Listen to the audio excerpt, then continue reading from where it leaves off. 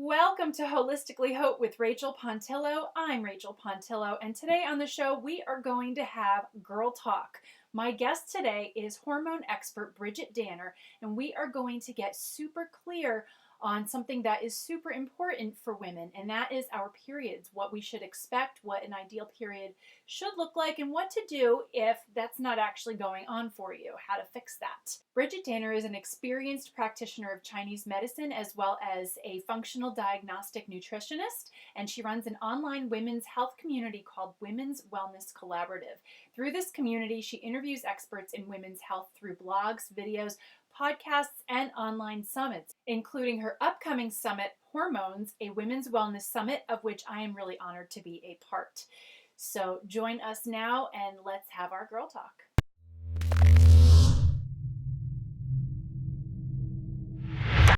Hey, Bridgit, thanks so much for coming to the show. I'm so glad you're here. Rachel, I'm really happy to be here and get to know your community a little better. Awesome. So today we're going to talk about a subject that I'm really excited to learn more about, and that is our cycles. The menstrual cycle is a huge part of our lives. A lot of us have to plan around it, and a lot of the discomforts that I see in my practice from women who come to me with skin issues are cycle related.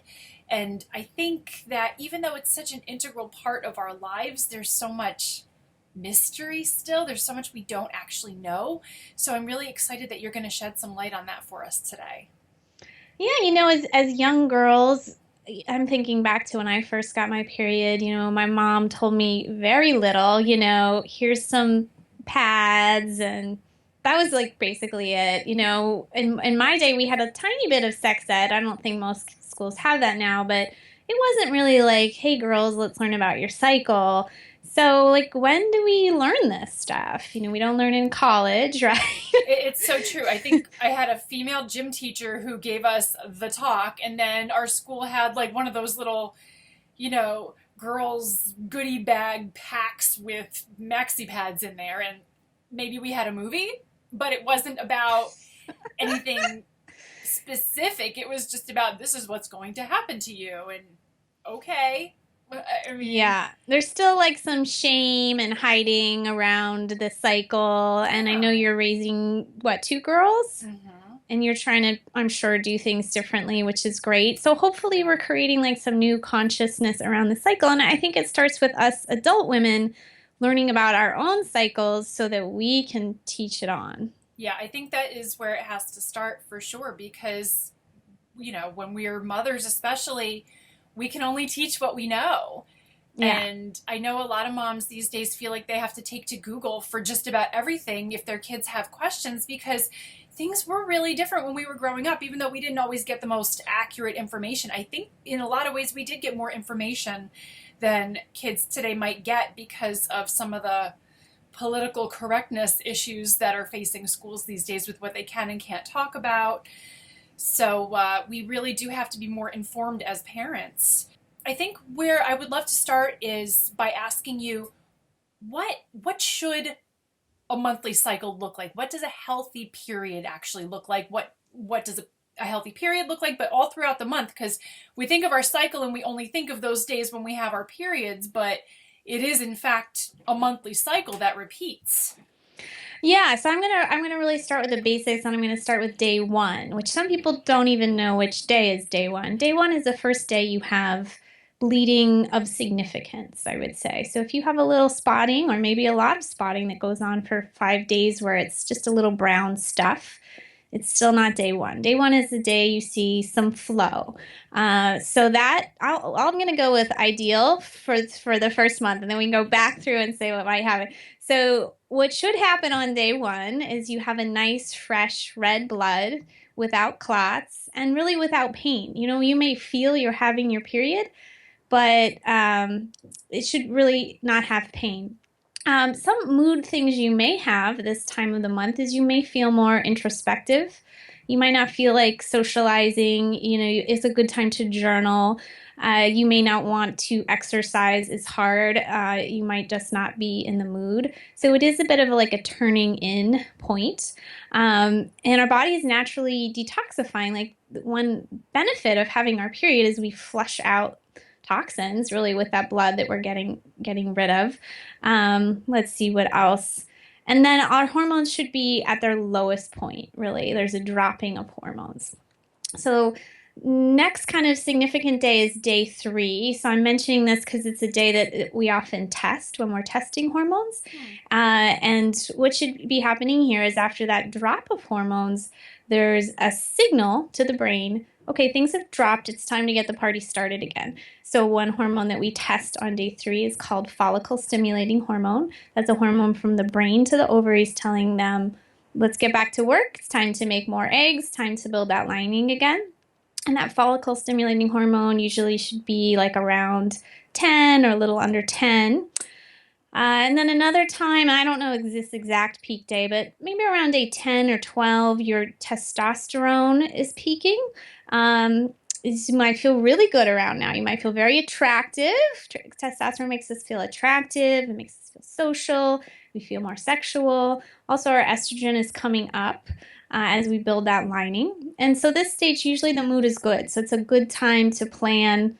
Can't always plan these things. So it's a good time to plan, a speaking engagement or something that's like very outward.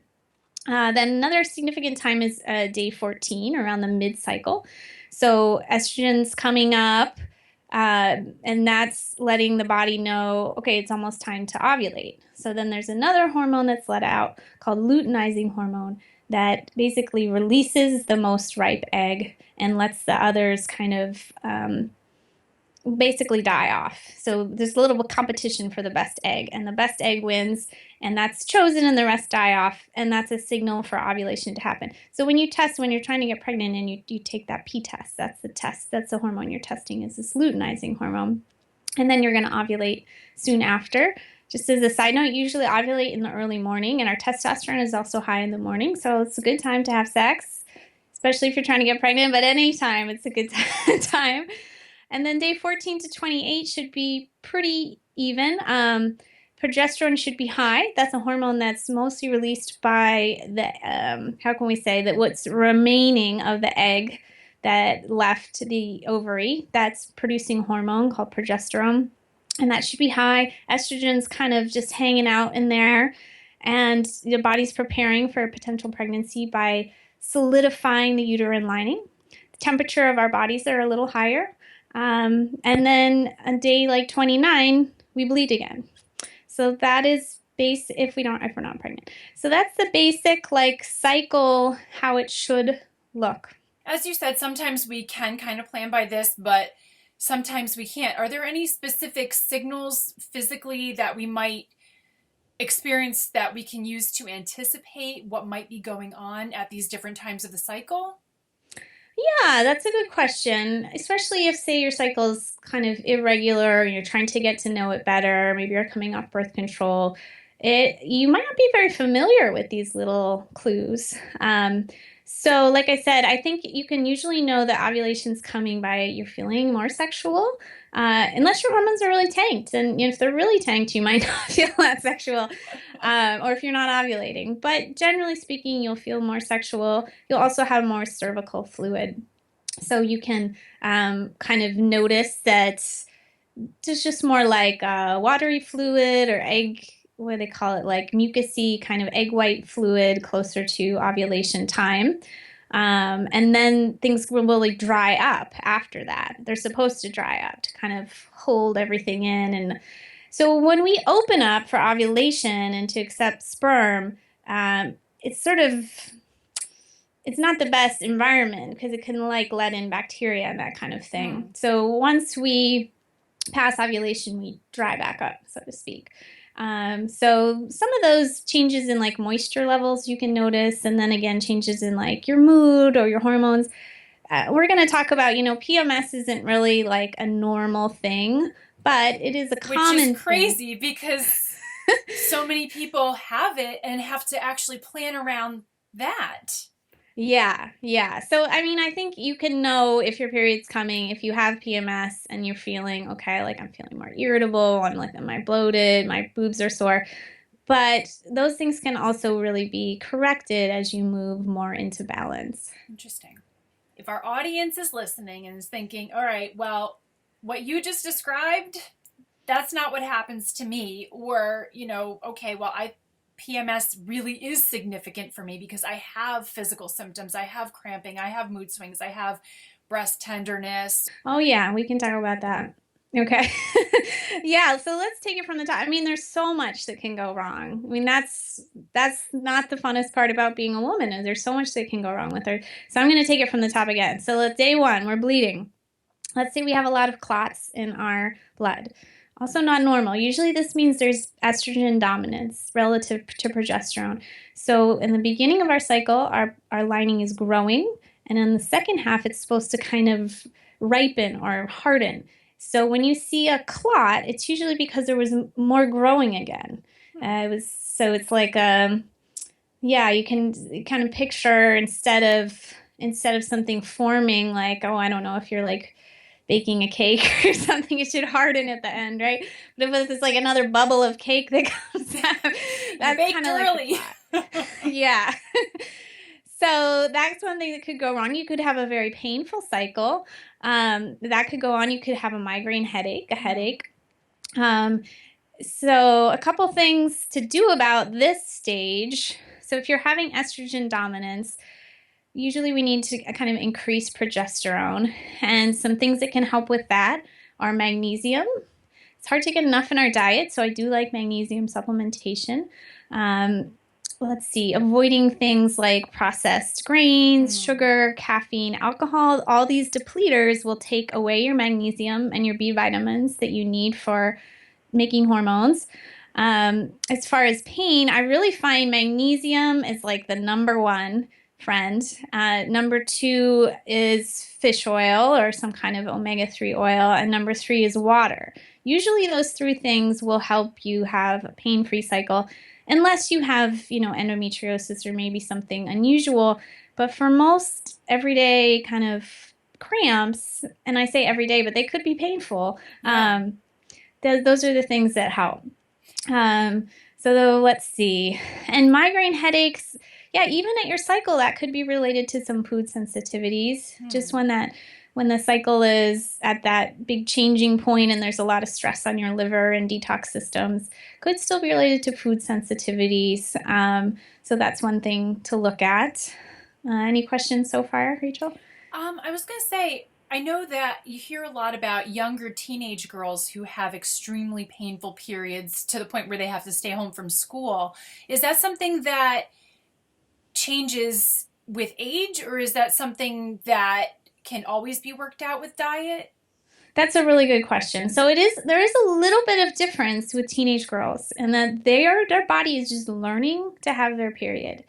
And things are a little more volatile, just like with their emotions. Like things are just more up and down.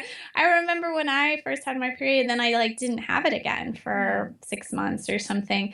So it is sort of like a little more normal for things to be extreme when you're a teenager. However, I think we can still use some of these same tools, the magnesium, the fish oil, the water, getting your B vitamins, to do our best to help temper that for younger girls. Now, I had a question about magnesium, because that's a supplement that I see recommended for a lot of things. And for skin conditions, oftentimes people who do have active skin conditions have a magnesium deficiency. But I've been running into questions about what form of magnesium is recommended, and should it be taken orally, or do you recommend it transdermally? One that I take orally is like a blend of 3 types of magnesium. I think the magnesium citrate is pretty well absorbed. It can cause potentially like bowel, I don't know not to say. It can help move the bowels, which for some people is good, but for some people may not be good. So the one I have is a blend with, I'll have to look up a few different ones, because I think we never know exactly which ones we're going to absorb the best.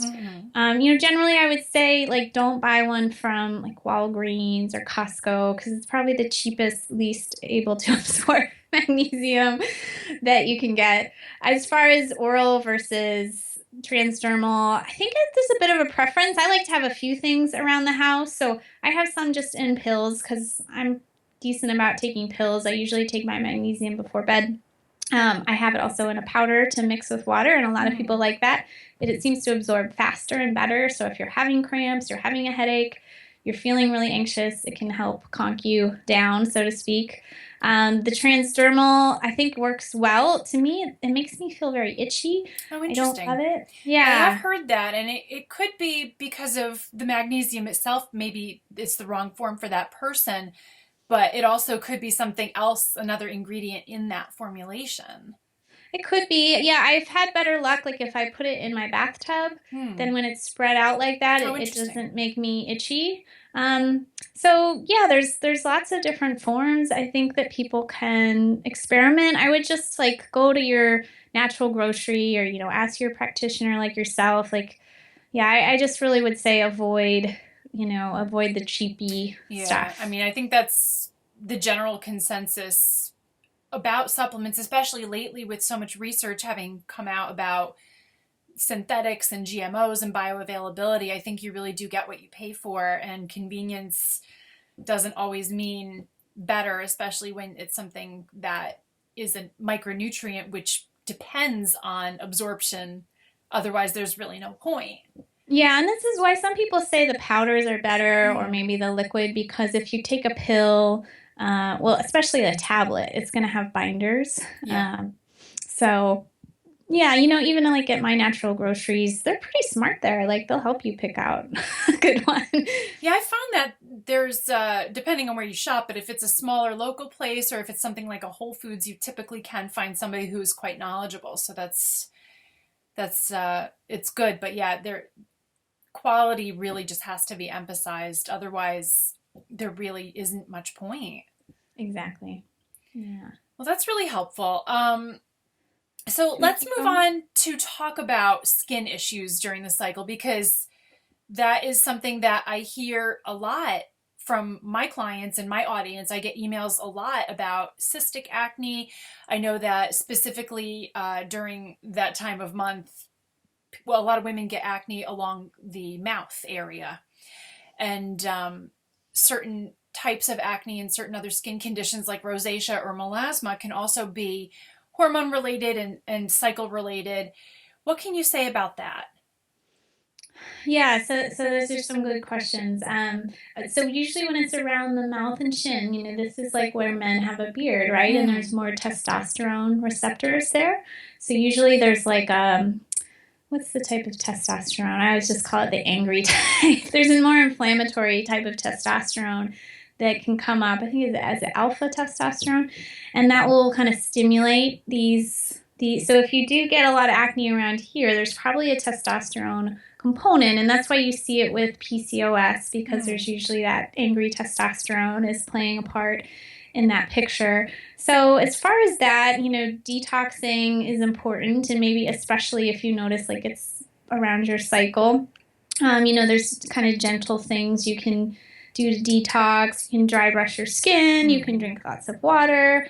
I remember there was a point where I had a membership to this like super awesome like sauna spa, and like my skin was so great from all Yeah. the detoxing I was doing.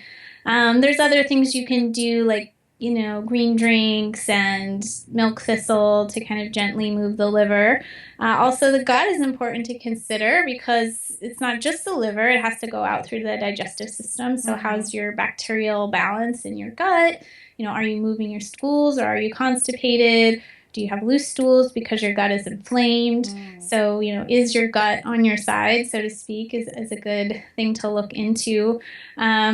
As far as acne in general, like I can tell you for me, I'm pretty prone to like oil and that kind of thing on my skin. I really think that keeping your blood sugar even and keeping your carbohydrate load down is important. So I can kind of share my way that I do Go that, for which it. is Yeah. Love to hear yeah, so that. I avoid carbs in the morning, generally always, maybe on the weekend I don't, but we naturally have higher cortisol and higher blood sugar in the morning, and we really don't need like an orange juice and a muffin or even like, oatmeal, still pretty high carb. We really don't need that in the morning.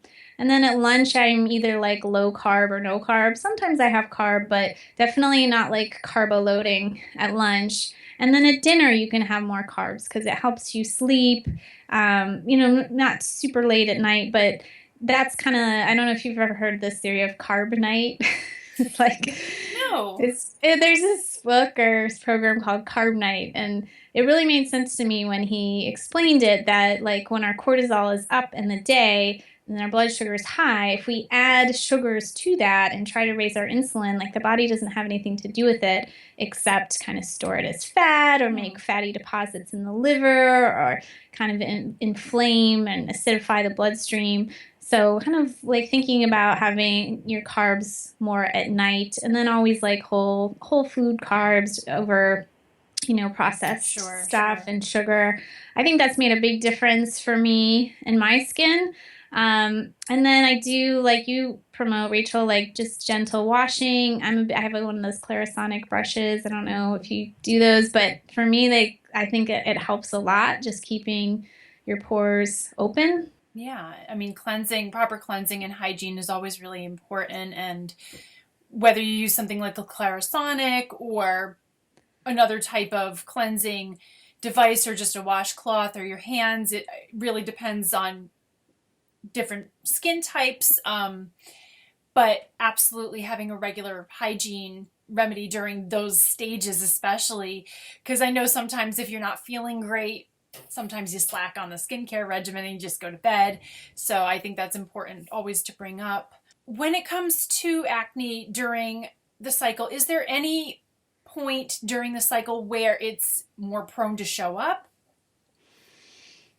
Well, I think probably just ovulation and the period. And it's probably different for different people because there's different kind of spikes at different times. Like you said, you have pain in the middle of your cycle, and some people that's like a more of a tumultuous time. Maybe when that testosterone peaks. For some women, they don't metabolize that testosterone well, and it becomes the angry testosterone and it shows up more on your face.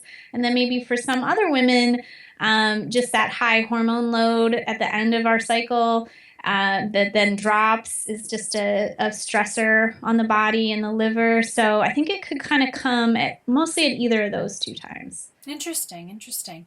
All right. I mean, this has been super helpful and really informative for me personally. I always love when I learn from my guests. So thank you so much.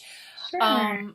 But I'm sure that people listening want to know where to get more information from you. I know you've got a lot going on and a lot coming up. So can you kind of give us an idea of what you're offering now and where people can find you?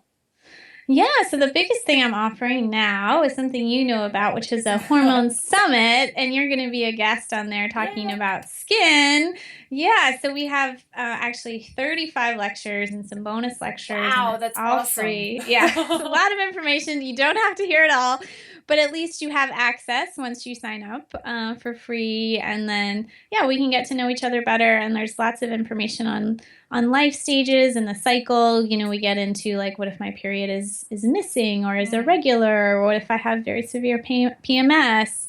And then we talk about solutions like Ayurveda and Chinese medicine and food and lifestyle, essential oils. So it's going to be a lot of fun, and you'll share the link for that in the show notes. Yes, absolutely. On the blog post that comes along with this, I'll have all that information there so people can just click right over. Yeah, and like you said, like there's so much playing into our skin health, right? And the more informed we are, the better. Absolutely. Well, is there any final words that you wanted to add before we sign off? Yeah, I'll give like a few more tips about cycle, just in case we missed a couple people. So people might think, well, what if I'm not ovulating? Or what if I'm not cycling? A couple factors to consider, look at, or do you have too low of body weight? Are you exercising too hard? Or could you possibly have PCOS? So PCOS sometimes comes with acne, weight gain, but not for every woman. So if you find that you're really irregular or you're having trouble getting pregnant, I think it's something to look into. We have 2 talks about it on the summit, so you'll get that covered. And then maybe we should talk just a little bit about the stress hormone connection because it's happening. Ignore it. Yeah. So the more demanding our life is, so to speak, the more is going on in our life that we're trying to handle, the more we're in like alarm state, the less we're making sex hormones. So that could be another reason why we're not ovulating, why we're not getting pregnant. It can even be just why, we feel like we're kind of coming to menopause too early. Could be another complaint. Kind of just a lack of vitality and a lack of, hormone oomph. That's something to look at. And sometimes our stress reasons aren't as obvious. Like, we have some digestive stress that we can't figure out or we haven't figured out. And then sometimes they're obvious, but they're hard ones to pull the trigger on, like, being unhappy at work or, needing to have a conversation that you're not having. But these things can be really freeing once we address them and then we kind of get back to juicing up our hormones as women. That's so important that you mentioned that because, I mean, when we're under stress, it really seems that nothing in our body works optimally. And when one system is down, it pulls on every other system to try to compensate and restore balance. So we really have effects in so many different areas when stress is such a big issue. Yeah, and one thing I'm kind of talking about lately is like it's important to keep digging. Like people who listen to you probably are trying. I'm trying too, but I just found out we have mold in our house. That's not something you think about, Yeah. and it can really be a stressor. So It if can be you're a huge feeling physical stressor. Yeah. yeah, so just keep looking. If you're not feeling the way that you want to feel, work with a practitioner, do your research, and figure out, what is holding you back. And there are tests that you can have done to kind of figure out what's going on if your cycle is not ideal, right? Yeah, and you usually have to do them with a practitioner Mm-hmm. because when you get the results, they're not gonna make a lot of sense. Well, yeah, you'd want to know what to do with that information once you Yeah, get but a functional type practitioner will do a saliva test or urine test, and there's some things we can see with a blood test. So it. just depends, where you've gone so far and where you want to go. Like you can start with your OB-GYN, especially if they're more open-minded and kind of willing to look at other ways to treat besides giving you a birth control pill. That could be a place to start if it's covered with your insurance. But if you've done that and nothing's cooking there for you, then maybe it's time to move on to a functional medicine practitioner and just see in black and white, like, what are my hormones really doing? It's interesting. It is really interesting, and it really gets me how we really do have so much more information available to us, but we typically do have to go outside of the norm when it comes to the healthcare system and how we can access this information about our own health. Yeah, and it can be expensive, and people will say, "Oh, well, you're already healthy, Rachel. Why do you need to do more Right. tests or whatever?" And don't listen to that stuff. Most people are so unhealthy. So you got to listen to your body. If something isn't right, you're gonna spend some money on labs or whatever. Like, who cares? I And it think can we've save you so much aggravation in the long run. And having that type of knowledge and being able to take action then to prevent other things from happening or to just feel better and have a higher quality of life, it's just so worth it. yeah, you can prevent a lot of things down the road and really just prevent, years and years of feeling like not your best and not living the life of your dreams. Yeah, it really is remarkable. I know that when I first made changes in my lifestyle and my diet and saw how significantly better I felt on a daily basis, I was like, oh my God. I didn't know about this for so many years, and I spent so much time feeling terrible and tired and lethargic and just bleh. And when I saw the alternative that, wow, you really can have energy and just not have physical symptoms on a regular basis. It's actually possible, and it doesn't require anything drastic, really. I mean, just small changes can make such a big deal for people. And a Yeah. lot of that is not information I would have had I not, actively sought it and made changes based on the information that I got.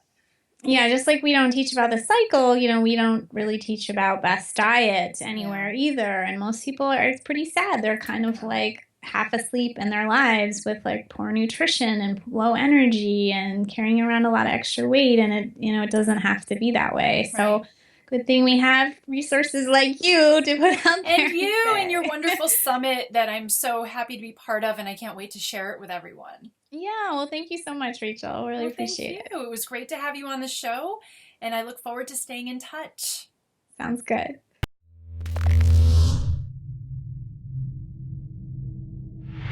I want to give another huge thank you to Bridgit Danner for joining us today, and thank you for watching and listening.